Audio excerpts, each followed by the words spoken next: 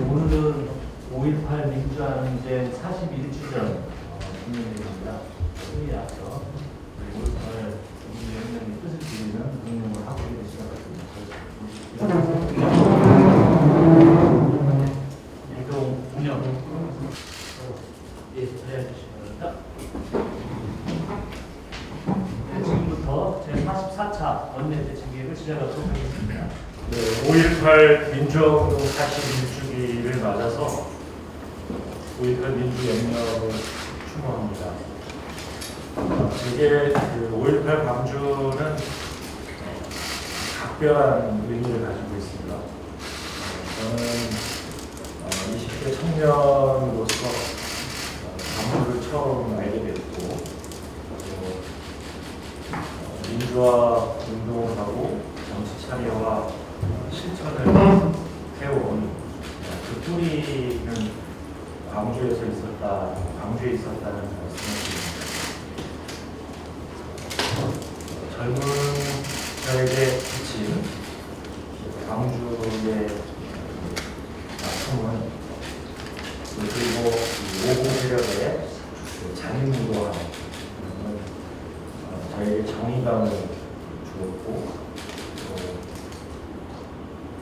민주주의를 위해서 희생을 무릅쓰고 헌신해 오신 우리 국민들에 대한 충성심을 갖고, 그리고 민주화된 조국에 대한 애국심을 갖게 해주었습니다. 이 모든 것의 시작은 제게는 광주였다는 것입니다. 41년 전 오늘 무고한 광주 시민들은 기영군의 총칼에 희생되셨습니다. 그러나 5월 영령과 광주 시민께서 대한민국 민주주의를 지켜내셨습니다. 우리가 5월 영령과 광주 시민의 희생, 헌신을 잊지 말아야 하는 이유일 것입니다. 5.18 민주혁명의 뜻을 이어받아서 정의와 공정이 가로삼은 대한민국을 만드는 데尽力하겠습니다. 나아가 정치민주화, 경제민주화를 통해 민주주의의 가치를 더욱 확장시키고 발전시켜서 더 나은 대한민국의 미래를 열어나가겠다는 다짐을 합니다. 5.18 민주혁명의 넋을 기르기 위한 진상규명, 책임자 처벌에도 힘쓰겠다는 말씀을 드립니다.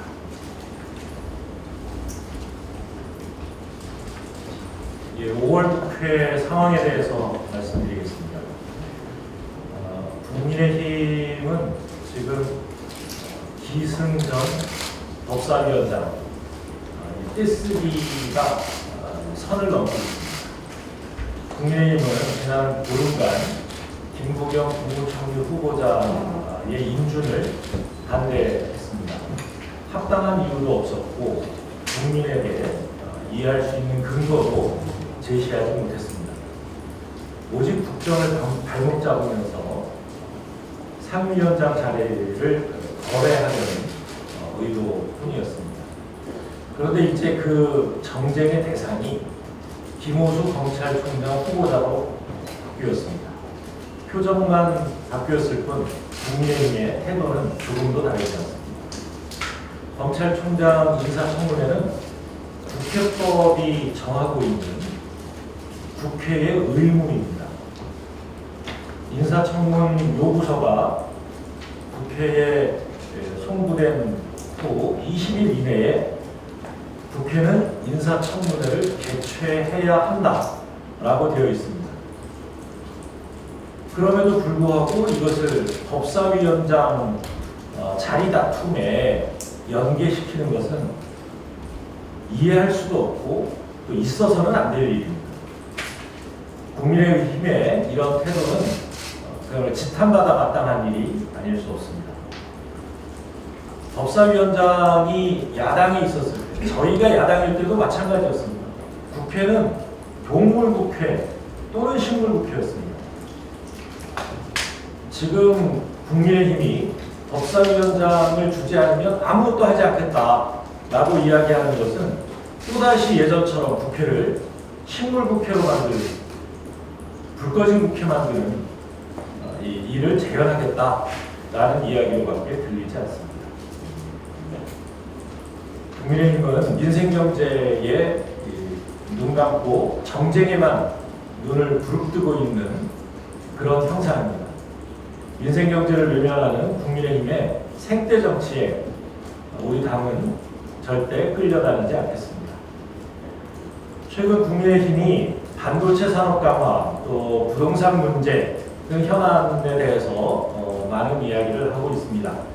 야당이 민생과 경제에 대해서 관심을 가지는 것은 환영할 일이지만 구두선에 그쳐서는 안 됩니다. 야당이 진정으로 민생과 경제를 걱정한다면 국회를 먼저 정상화하십시오. 그리고 국회에서 의회 정치를 통해 민생과 경제를 함께 머리를 맞대고 의논하는, 그리고 민생을 지원하고 경제를 살리는 일에 앞장서는 모습을 보일 때 그 진정성이 입증될 것이라고 생각합니다. 다행히 어제 산자위에서 손실보상 입법청문회를 25일 개최하기로 의결했습니다. 코로나 위기로 가장 큰 피해를 입은 외식업, 또 스타디 카페, 코인 노래방 등을 운영하는 소상공인들을 직접 참고인으로 출석시켜서 피해 상황과 대책을 집중적으로 논의할 예정입니다. 민주당은 국민의 목소리를 듣고 민생과 소통하는 방식의 의회 운영을 계속해 나가겠습니다. 국회가 국민 곁에서 계속 함께할 수 있도록 야당도 최소한의 밥값을 하시기 바랍니다. 백신 접종은 코로나로부터 자신과 주변의 소중한 사람을 지키는 가장 빠른 방법입니다. 이제 60세 이상, 만 60세 이상 대상으로 코로나 백신 예방 접종 예약이 시작되었습니다. 죄송합니다. 6월 7일부터 시작됩니다. 코로나 백신 접종 속도가 빨라져야 일상으로의 복귀도 빨라질 수 있습니다. 아시는 것처럼 접종이 시작된 2월 말 이후 요양병원의 집단 감염이 3분의 1 수준으로 줄었습니다. 이렇게 백신 접종의 효과는 하나하나 입증되고 있습니다. 특히 코로나 감염 사망률의 95%가 60세 이상 고령층이다라고 하는 것을 생각하면 이제 앞으로 코로나 사망률도 현격히 낮출 수 있으리라 예상됩니다. 그래서 우리 민주당은 백신 접종 캠페인을 벌여나갈 계획입니다. 우리 당은 접종 대상이 되는 의원들을 중심으로 접종을 독려하기 위한 캠페인을 준비하겠습니다. 우리 당부터 솔선수범해서 백신 접종에 적극적으로 임하며 국민께 안정성과 효과를 알려나가겠다는 말씀을 드립니다. 국민 여러분께서도 안심하고 백신 예방접종에 참여하셔서 11월 집단 면역으로 가는 길에 동참해 주시기 바랍니다. 이상입니다. 인청 정국이라는 말이 낯설지 않습니다. 지난 몇 주 동안 언론을 통해 자주 접했었을 겁니다. 임명동의 표결, 청문보고서 채택 등 인사청문회 일정이 정쟁의 대상이 되어버렸기 때문에 만들어진 말입니다. 신상털기, 망신주기, 인신공격으로 인사청문회의 목적으로 변질된 것은 아닌가 우려스럽기까지 합니다. 21년 현재 총 66개 공직이 청문 대상입니다. 국무총리, 감사원장, 대법원장 등 표결이 필요한 23개의 직을 제외하고도 43개의 직에 대해서 청문회가 진행됩니다. 결코 적지 않은 숫자입니다. 인사청문회에 들어가는 시간과 노력도 결코 적지 않습니다. 건설적이고 공익적이어야 하는데 소모적인 정쟁의 장으로 둔갑되어 참으로 안타깝기 그지없습니다.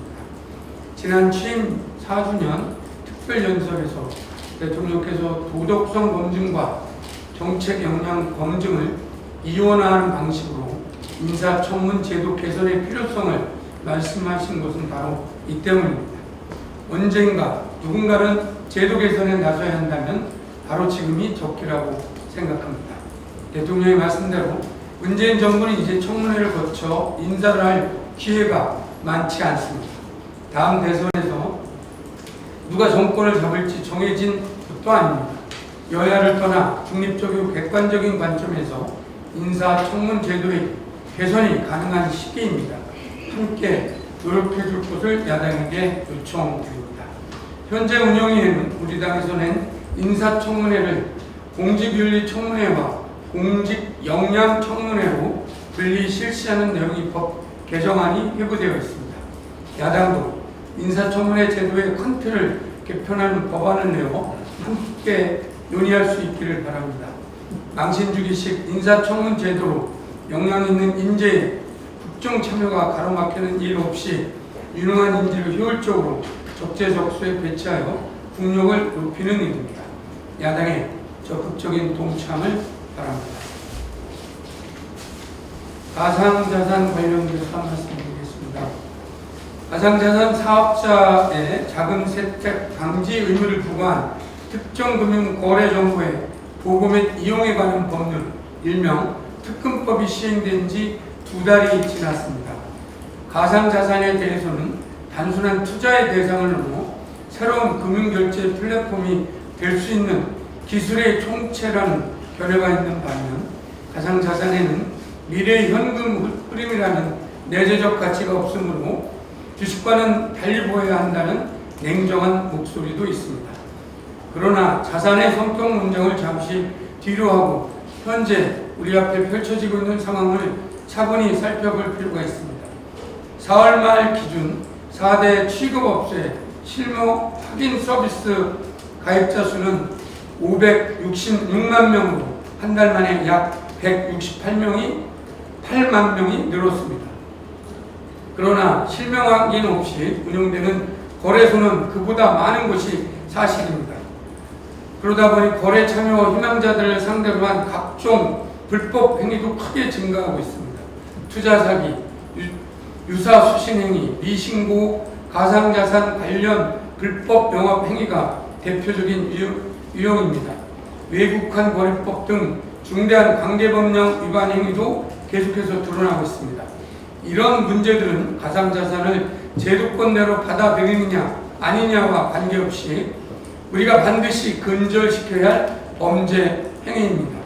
가상자산 거래는 거래 참여자 본인의 판단과 책임하에 이루어지는 것입니다. 불법 행위로 조성된 자금을 세탁하는 것을 방지하기 위해 가상자산 취급업소들은 오는 9월 24일까지 관련 법규를 준수하여 신고를 마쳐야만 합니다. 신고기간 종료 시까지 관련 법규상 요건을 갖추지 못한 취급업소는 거래소 운영에 큰 차질을 빚게 될 수 있습니다. 정부는 이와 관련하여 가상자산 취급업소에 대한 관리를 더욱 강화해 거래 참여자의 피해 예방에 최선을 다해 줄 것을 당부드립니다. 우리 당도 가상자산 취급업소 스스로 거래대금의 안전한 보관과 거래의 투명성을 확보할 수 있는 체계를 마련토록 관계부처와 긴밀히 할 것입니다. 또한 블록체인 기술 발전을 위해 정부와 당은 아낌없는 지원을 해나갈 것입니다. 원내대표님께서 접종 캠페인에 대해서 말씀해 주셨는데요. 저도 백신에 대해서 한 말씀 드리고자 합니다. 어제 17일부터 코로나19 백신 접종 후 이상 반응에서 인과성 근거가 불충분하여 피해 보상이 어려운 경우에도 치료비를 우선 지원하고 있습니다. 1,000만 원 한도 내에서 필수적 비급여를 포함한 진료비가 지급되고 지원 사업이 시행되기 이전인 17일 이전 접종자에 대해서도 소급하여 적용하여 국민의 경제적 부담은 경감하고 백신 이상 반응에 대한 국가의 책임을 강화하였습니다. 실제로 인과성이 인정된 경우에는 치료비 전액을 지원하고 경증에 해당하는 경우에도 보상해 나갈 계획입니다. 정부가 이상 반응 발생 대책을 충실히 마련하고 있는 만큼 국민 여러분들께서도 안심하고 백신을 맞아주실 것을 재산 강조드립니다. 현재 백신 공급 물량은 로드맵에 따라 주간 단위로 꾸준히 차질 없이 공급되고 있습니다. 현재 접종 상황에 대해 간략하게 말씀드리자면 10일부터 65세부터 69세에 해당하는 283만 8천여 명, 13일부터 60세부터 64세에 해당하는 400만 3천여 명의 국민을 대상으로 접종 예약을 진행하고 있습니다. 17일 0시 기준 총 300만 7천여 명이 1차 접종을 받았고 2차 신규 접종도 약 5천여 명으로 총 100만여 명이 2차 접종까지 완료하였습니다. 일부 보도와는 달리 지금까지 한 번도 계약 물량의 수급에 차질을 빚은 적이 없으며 상반기 도입 예정인 백신 수급에서 문제가 발생할 가능성은 없다고 자신있게 말씀드리겠습니다. 일상으로의 회복의 열쇠가 바로 백신입니다. 접종 계획을 차질 없이 빠르게 마무리 짓는 것만이 우리가 코로나19로부터 자유로워질 수 있는 유일한 방법입니다. 나와 내 가족의 건강과 공동체의 안녕을 위하여 부디 국민 모두 힘을 합쳐 차질 없이 백신 접종 로드맵에 동참해 주실 것을 다시 한번 부탁드리겠습니다. 이상입니다. 먼저 5.18 민주화운동 41주기를 맞이해서 민주주의를 지키려 희생당한 공명주 앞에 숭고한 희생경이 섞이지 않도록 민주를 지키기 위해 헌신하겠다는 다짐의 말씀을 올립니다. 5.18 민주화운동 중 수차례에 걸친 정부 차원의 진상조사가 있었지만 최종 발표 명령자가 누구인지 아직도 밝혀지지 않고 있습니다. 지금 5.18 당시 시민들을 향해 공화기가 사용되었다는 진술들이 잇따라 나오고 있어 헬기 기관총 사격과 더불어 시민을 적으로 간주한 무자비한 진압이 있었다는 것이 분명합니다. 반드시 발포 명령자를 확인해야 합니다.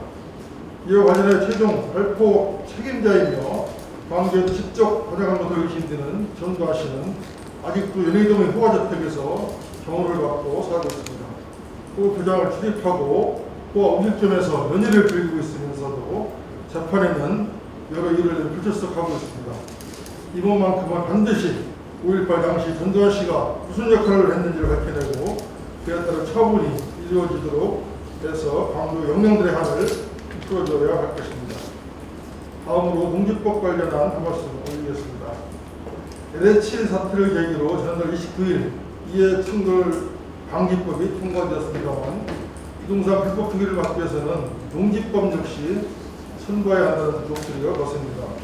특히 LH 직원들이 매입한 토지 대부분이 농지로 밝혀지면서 농지가 특유의 현상으로 변질되고 있다는 우려가 많습니다. 우리 헌법 121조는 농민에게 땅을 주어야 한다는 경제활전의 원칙이 명시되어 있습니다. 경실련이 지난 3월 공실인 국회의원 재산 내역을 정리하여 발표한 자료에 따르면 국회의원 300명 중 81명이 본인이나 배우자 명의의 농지를 소유하고 있다고 시작했습니다. 농민이 아닌 고위공직자가 농지를 소유하고 있다는 데 대해서 우리 국민들께서 의혹의 눈치를 바라보고 계십니다. 그동안 상대적으로 싼 농지가 부동산 개발 행위로 인한 특이에 취약했던 것도 사실입니다. 현재 농해수위에서는 불법 농지 투기 금지를 위한 농지법 개정안에 대해 활발한 논의가 진행 중에 있습니다. 그러나 야당 일각에서는 비농업인의 농지 취득 제한, 또 까다로운 농지 전용 등이 농지 거래를 위축시키고 재산권을 과도하게 침해한다는 이유를 들어 제동을 걸고 있습니다. LH 사태와 같은 부동산 적폐 청산, 국회가 솔선수범하는 차원에서라도 이번에 농지법 개정이 반드시 이루어져야 합니다. 더불어민주당이 앞장서서 불법 농지 투기 금지를 위한 농지법 개정을 조속히 처리하겠습니다. 야당의 적극적인 협조를 당부드립니다. 이상입니다. 민주주의는 국민이 주인입니다. 모든 권력은 국민으로부터 나오고 그 권력이 국민에게 공무하는 것이 대한민국의 헌법 정신입니다. 보편적 기본권으로서 인권의 확대가 민주주의입니다. 가정에서, 일터에서, 그리고 사회 곳곳에서 민주주의 정신이 살아나고 차별과 불평등을 없애는 것이 민주주의입니다. 1987년의 위원회 개헌은 이제 민생 민주주의 개헌으로 나아가야 합니다. 대한민국의 현재를 극복하고 미래를 열어줄 주거, 일자리, 복지, 노동, 환경, 평화에 대한 비전을 담아야 합니다. 특히 저는 올해 7월 재원주를 지으면서 노동 존중 헌법에 담아야 할 비전을 제시하고자 합니다. 안전하고 좋은 일자리와 일터에서의 차별 해소, 일터 민주주의를 향한 노동 존중 헌법의 비전을 함께 만들겠습니다. 모든 이들은 노조를 조직하고 단체 교섭을 할 권리에서 나오는 존엄과 존경을 받아야 한다. 우리 정부의 정책은 노조 조직화를 장려하는 것이고 사용자들은 노동자들에게 노조에 가입할 자유롭고 공정한 선택권을 가질 수 있도록 보장해 주어야 한다. 이 말은 조 바이든 미국 대통령의 발언입니다. 바이든 대통령은 취임 후 노동부 장관에 노동자 운동가를 임명했고 취임 첫날 발동한 행정명령 등으로 노조와 노동권 강화를 위한 야심적인 계획을 내놨습니다. 구체적으로는 노동자의 단체 교섭권 및 노조 결성을 방해하는 경영주 처벌 강화, 아마존이나 우버 등 거대 첨단 플랫폼 그런 기업 배달 노동자의 노동자성 인정, 일용직이나 임시직 처벌을 받는 하청 노동자 보호, 연방 최저임금 인상, 작업장 안전 대책 등이 있습니다. 전 세계가 코로나로 시름하고 있는 이때 바이든이 노동 존중 친노조 정책을 전면화하는 것은 심각한 사회 갈등과 불평등을 노동 영역에서부터 해소해야 되고 그것이 가장 빠른 노동자와 노동조합의 성장이 되기 때문이라고 합니다. 대한민국과는 다르지 않습니다. 광장 밖의 노동, 미조직 노동자들에게 노동 기본권을 보장하는 것, 그것이 그들이 함께할 수 있도록 노동조합의 성장을 위한 기반을 마련하는 것, 그것이 건강한 노동 존중 사회를 만들기며 불평등 해소를 위한 가장 강력한 해법입니다. 어제 더불어민주당 산업재해 예방 TFT가 촉발을 떼었습니다. 그리고 오늘은 얼마 전 안타까운 산재 사망 사고가 발생한 현대제철 강진공장을 방문하고 또 조만간 현대중공업을 방문할 계획입니다. 현대제철은 2011년 이후 10년 동안 17명, 현대중공업은 같은 기간 37명의 산재 사망 사고가 발생한 대표적인 산재 사업장입니다. 더불어민주당은 현장에서부터 문제의 해법을 찾을 것입니다. 작업장 안전수칙이 지켜지지 않는 이유, 중대재해가 발생하는 구조적인 원인을 면밀하게 살피고 이를 반영한 정책이 세워질 수 있도록 할 것입니다. 산업안전, 중대재해에 대한 기업의 무책임에 대해서는 철저한 책임을 묻겠습니다. 정부가 준비 중인 중대재해처벌법 시행령과 산업안전보건청 신설의 윤곽은 산업재해 현장에서부터 만들어 나갈 것입니다. 고용노동부뿐 아니라 국토부, 행안부, 해수부 등 유관부처가 유기적으로 협력하여 현장에서 작동하는 정책으로 중대재해가 실질적으로 줄어드는 결과를 내겠습니다. 그것이 소중한 생명을 빼앗긴 수많은 노동자와 그 가족들에게 대한 정치가 공무하는 기운을 잊지 않겠습니다. 국민의힘도 법사위원장으로 모든 걸 말아놓는 정쟁을 멈추고 일하는 국회에 공무하시길 촉구합니다. 감사합니다. 오늘은 5.18 민주화운동 41주년이 되는 날입니다. 이 땅의 민주주의를 위한 투쟁의 희생 되신 모든 분들의 명복을 빕니다. 아울러 불의한 쿠데타 세력에 항거하면서 민주주의를 위해 피 흘리고 있는 미얀마 국민들에게 연대와 지지를 보냅니다. 오늘의 미얀마가 곧 41년 전의 광주입니다. 부동산 문제에 대해서 말씀드리겠습니다.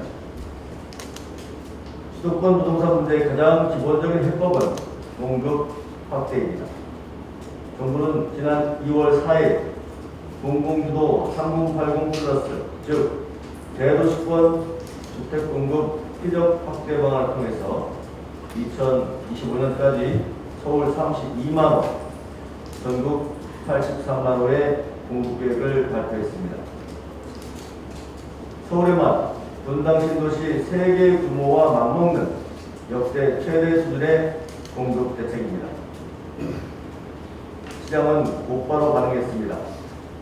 서울 아파트 매매가격 지수 변동률을 살펴보면 2월 첫 주 0.1%에서 4월 첫 주에 0.05%까지 떨어지고 아파트 가격 상승세가 둔화되는 모습을 보였습니다.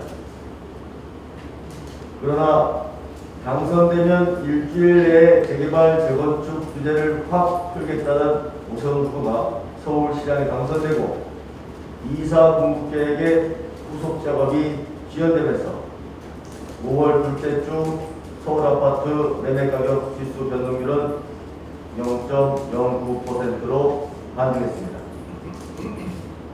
사실상 공급계획 발표 이전으로 돌아가는 것입니다. 지금 국회 국토교통위원회에서는 이사 공급계획과 관련해서 사업법 4건, 연계법 5건 등 총 9건이 계류 중에 있습니다. 이 중 단 한 건도 국토방원 소위의 상등급자 되지 못하고 시간만 흐르고 있습니다. 공공주택특별법, 도시정비법, 소규모 정비법, 도시재생법 등 4건의 사업법은 안정적인 대규모 주택 공급을 위해서 반드시 처리가 필요한 것입니다.